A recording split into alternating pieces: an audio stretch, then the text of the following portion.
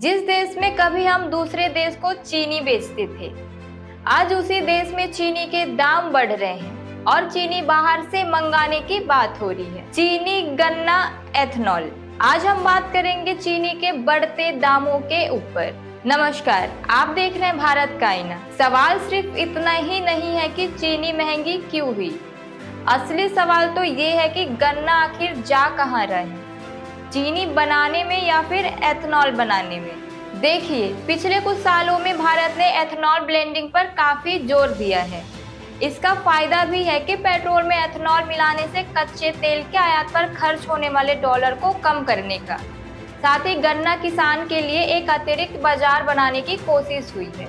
लेकिन यहाँ एक दूसरा सवाल खड़ा होता है, अगर गन्ने से बनने वाली चीनी का एक बड़ा हिस्सा एथेनॉल की तरफ डाइवर्ट होगा तो बाजार में चीनी की सप्लाई पर क्या असर पड़ेगा। देखिए, जैसे कि 2015-16 में भारत में करीब 251 लाख मीट्रिक टन चीनी का उत्पादन हुआ, जबकि घरेलू खपत करीब 248 लाख मीट्रिक टन थी। इसके बावजूद भारत ने चीनी का निर्यात भी किया। सिर्फ 2017-18 में उत्पादन बढ़कर करीब 323 लाख मीट्रिक टन हो गया। साथ ही खपत की बात करें तो लगभग 255 लाख मीट्रिक टन रही। यानी उस समय हमारे खाद्य घरेलू जरूरत से ज्यादा चीनी उपलब्ध थी और भारत निर्यात भी कर रहा था। वहीं 2018-19 में उत्पादन करीब 332 लाख मीट्रिक टन तक पहुंचा और भारत ने बड़ी मात्रा में चीनी का निर्यात किया। यहीं से एथेनॉल के लिए चीनी डाइवर्ट करने का मुद्दा भी तेजी से सामने आने लगा। अब आगे देखिए कि 2020-21 में भारत ने करीब 310 लाख मीट्रिक टन चीनी का उत्पादन किया और लगभग 70 लाख मीट्रिक टन तक निर्यात किया। और देखें कि 2024 और 25 में उत्पादन करीब 275 लाख मीट्रिक टन, जबकि खपत लगभग 281 लाख मीट्रिक टन बताई जा रही है। जब उत्पादन और खपत के बीच का अंतर कम होने लगे तो दूसरी तरफ गन्ने का कुछ हिस्सा एथेनॉल की तरफ चला जाए तो चीनी की उपलब्धता पर दबाव तो बन ही सकता है। इसलिए आज सवाल उठ रहा है कि एथेनॉल पॉलिसी और चीनी की कीमत के बीच आखिर इतना संबंध है। वहीं बात करते हैं सरकार की, तो सरकार का तर्क है कि एथेनॉल से तेल आयात का बिल कम होता है और किसान को भुगतान का एक अतिरिक्त रास्ता मिलता है। साथ ही बोलते हैं कि पेट्रोल में ब्लेंडिंग से देश की ऊर्जा सुरक्षा भी मजबूत होती है।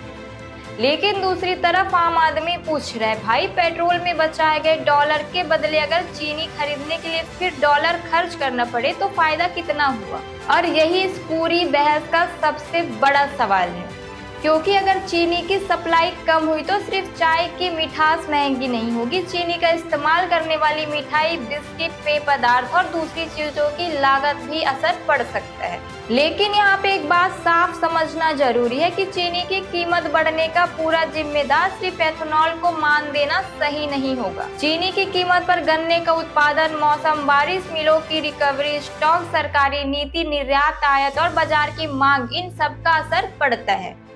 इसलिए असली सवाल किसी एक नीति को दोष देने का नहीं है।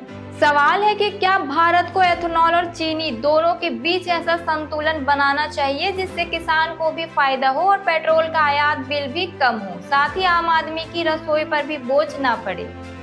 और अगर आने वाले समय में चीनी की सप्लाई और कम होगी तो सरकार को समय रहते फैसला लेना ही होगा, क्योंकि पेट्रोल में एथेनॉल बढ़ाने का लक्ष्य अपनी जगह है, लेकिन रसोई में चीनी की कीमत भी आम आदमी की जेब से ही जाती है। चलिए, अब आप बताइए कि आपके शहर में चीनी कितने रुपए किलो मिल रही है और क्या आपको लगता है कि एथेनॉल पॉलिसी में थोड़ा बदलाव करके चीनी की कीमत को कंट्रोल किया जा सकता है।